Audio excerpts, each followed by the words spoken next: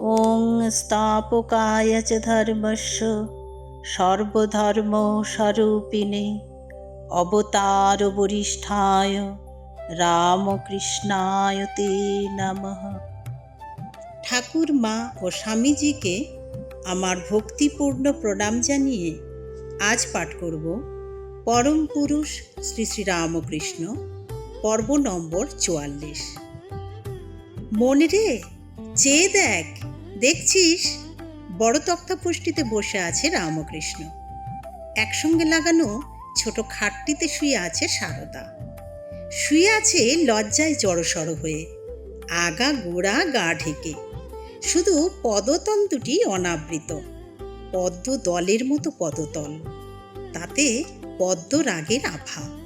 ঘরে দুজন ছাড়া আর কেউ নেই, দরজায় খিল দেওয়া। থমথম করছে নিশুতি মধ্যরাত। এটা বসন্তকাল না? ঋতু নাং কুসুমাকর, সেই মধুর ঋতু না এখন? দক্ষিণেশ্বরের বাগানে গদগদ গন্ধে ফুল ফুটেছে অনেক। গঙ্গার উপরে বাতাস মন্থর হয়ে এসেছে। দেখ, চোখ ভরে দেখছিস ঘরের কোণে প্রদীপ জ্বলছে না একটা? জানলা দিয়ে জ্যোৎস্না এসে পড়েনি? দেখতে পাচ্ছিস না তোর অনুভূতির অন্তগূঢ় অন্ধকারে? পাচ্ছি। কি দেখছিস?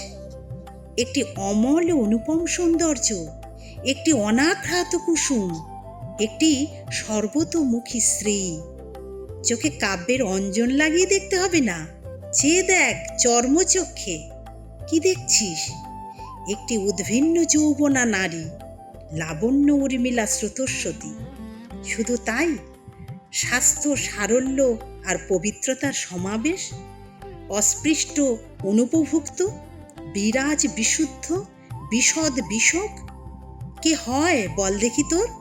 স্ত্রী হয়, যার সম্বন্ধে কোনো নিষেধ নেই, নিবারণ নেই, বরং যার পক্ষে শাস্ত্র, যার পক্ষে সংসার সৃষ্টি।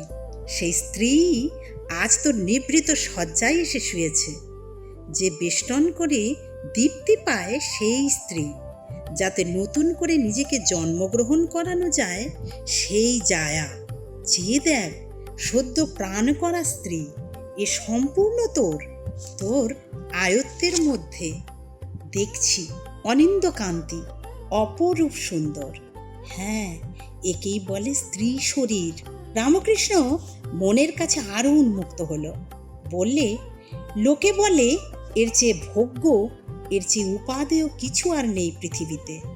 কি গ্রহণ করবি? কিন্তু উন্মনা মন বিমনা হয়ে রইল। হ্যাঁ, তবে ওই দেহের যদি আবদ্ধ হয়ে থাকিস, তবে আর সচ্চিদানন্দ ঘন ঈশ্বরকে পাবি না। দেখ বিবেচনা করে, নারী চাস না নারায়ণী চাস? মন খুঁতখুত করে। তৃষ্ণার কুয়াশা সঞ্চিত হতে না হতেই জেগে ওঠে বৈরাগ্যের তিসাস্পতি। বললে, কিন্তু কাম ভোগ করে কি কামনা নিবৃত্তি হবে? তা হবে না। সেই জানিস না যযাতি কি বলেছিল? পুত্রের যৌবন চেয়ে নিয়েও তার কামের উপশম হলো না। ন জাতু কাম কামানামুপ ভোগেন সাম্যতি। যতই আহুতি ততই আকুতি। আর ঈশ্বরানন্দ এখানেও যত পান তত পিপাসা। তফাতেই ওখানে ক্ষয়, গ্লানি, ক্লান্তি, খেদ, আর এখানে নিরংশ নিরন্তর নিরতিশয় আনন্দ। সেই যা বলেছিস, বিরজ বিশোক, বিশদ বিশুদ্ধ। আমি ঈশ্বরানন্দ চাই। মন মুখ ফেরালো। দেখিস, ভাবের ঘরে চুরি করিস নে।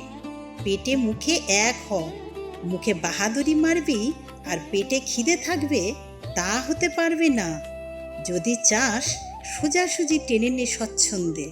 তোর হাতের নাগালের মধ্যেই তো আছে তোর অধিকারের গণ্ডিতে। লুকোচুরির দরকার নেই। মন উসখুস করে উঠল। সারদার অঙ্গ স্পর্শ করবার জন্যে হাত বাড়ালো রামকৃষ্ণ। সেই উদ্যতিতেই মন বেঁকে বসল। ধীরে ধীরে কোথায় ডুব দিল অতলে, লীন হয়ে গেল আত্মস্বরূপে। দেহ মনহীন, অনাদ্যন্ত সচ্চিদানন্দে। যে হৃদয়োৎস্বরূপা সমান মনোরমা, সে কি এতই অল্প, এতই লঘু, এতই সহজলভ্য? তাকে আমি কি মূল্য দিলাম? তার পরীক্ষা হবে কিসে? তাকে আমি কোথায় এনে প্রতিষ্ঠিত করলাম? তাতে তার মূল্যেই আমি মূল্যবান, তার মহত্বেই আমি মহনীয়। ধর্মর করে উঠে বসল সারদা। কে যেন তাকে তুলে দিলে জোর করে। এ কি, তিনি এখনো শোননি? বিছানার ওপরে ঠায় বসে আছেন নিশ্চল নিঃসঙ্গ হয়ে। রাত এখন কটা হলো না জানি। কতক্ষণ এমনই বসে থাকবেন? ভোর হতে বাকি কত? এমন ভাবারুড়ো কুটস্থ মূর্তি আর দেখেনি সারদা। তার ভয় করতে লাগলো। জ্যোতিপুঞ্জময় দিব্য মূর্তি স্পর্শ করতে তার সাহস হয় না।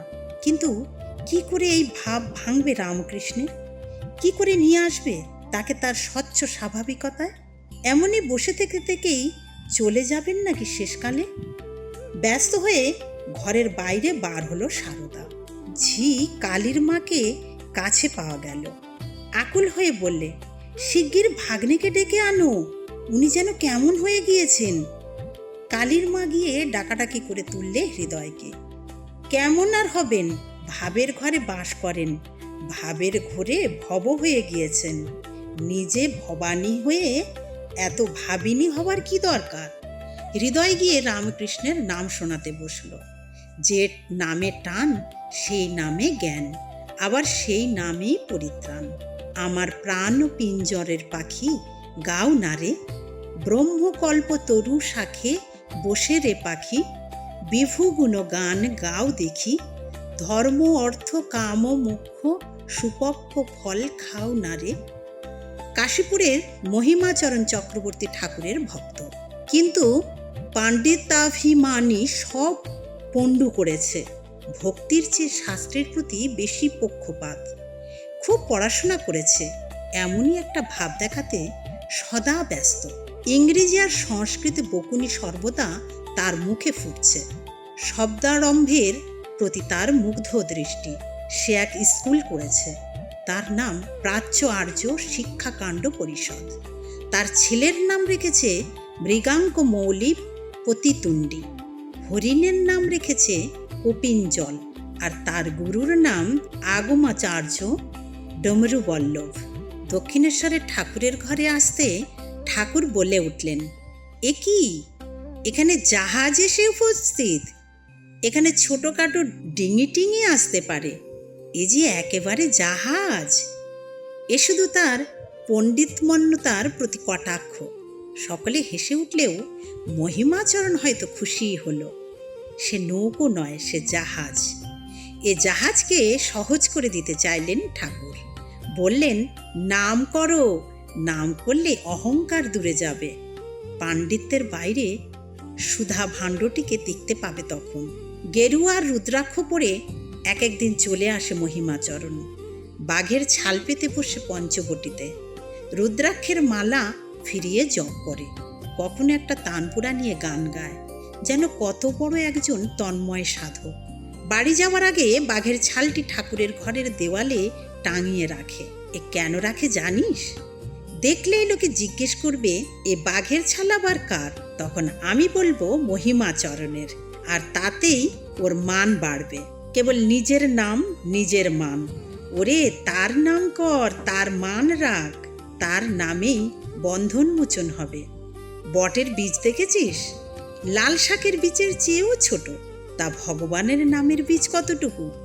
হয় একটি অক্ষর, নয় দুটি অক্ষর। তা থেকেই কালে ভাব, ভক্তি, প্রেম কত কি। সেই নামের মন্ত্রই দিলেন মহিমাচরণকে। সহজ হবার সহজ নিয়ম, মুক্ত হবার সরল সুক্ত। শুধু এগিয়ে পড়ো, আরও এগো, পাবে চন্দন কাঠ। কিন্তু ওখানে থামলে চলবে না, আরও এগো, পাবে রূপোর খনি।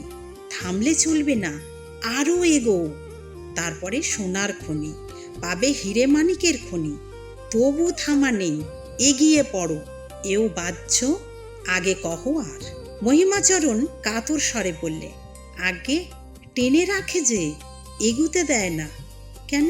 লাগাম কাটো, ঘোড়া ছুটিয়ে দাও, কিভাবে কাটবো? শুধু তার নামের গুণে কাটো, কালী নামে যে কালপাশ কাটে। আর কিছু নয়, শুধু তার নাম করো, একটু স্থির হয়ে বসে তাকে স্মরণ করো, আহ্বান করো। যে নামদাতা সেই আমার নাম শ্রোতা। হৃদয় নাম শোনাতে লাগলো। ভাবভূমি থেকে সারা রাত আর নামলো না রামকৃষ্ণ। নামধ্বনিতে সমাধি ভাঙল শেষকালে, প্রভাতের সীমানায় এসে। সারদাকে কাছে ডেকে নিল রামকৃষ্ণ। একা একা ঘরে আমাকে অমনি কাঠ হয়ে বসে থাকতে দেখে তোমার খুব ভয় করছিল না? তার বিচিত্র কি? কোথায় শান্তিতে একটু ঘুমোবে তা নয়, তোমাকে ভয় পাইয়ে দিচ্ছি। কিন্তু আসলে ভয় নয়, আসলে আনন্দ। শোনো, আরো অনেক রকম হয়তো ভাব হবে রাত্রে, ভয় পাবে না। কোনোভাবে কোনো মন্ত্র শুনিয়ে আমার বাহ্য জ্ঞান আনতে হবে, তোমাকে সব শিখিয়ে দিচ্ছি। সারদা যেন ভরসা পেল। কিন্তু জানো, ভাব ছাড়া লাভ নেই। সে যে ভাবের বিষয়, ভাব ব্যতীত অভাবে কি ধরতে পারে? হলে ভাবের উদয় লয়, সে যেমন লোহাকে চুম্বকে ধরে। আমি লোহা, তিনি চুম্বক। তিনি আমাকে ধরেছেন, মর্ত শয়ন থেকে নিয়ে যাচ্ছেন সেই অনন্ত শয়নে, যেখানে অনন্ত নাগের ওপরে বিষ্ণু শয়ান।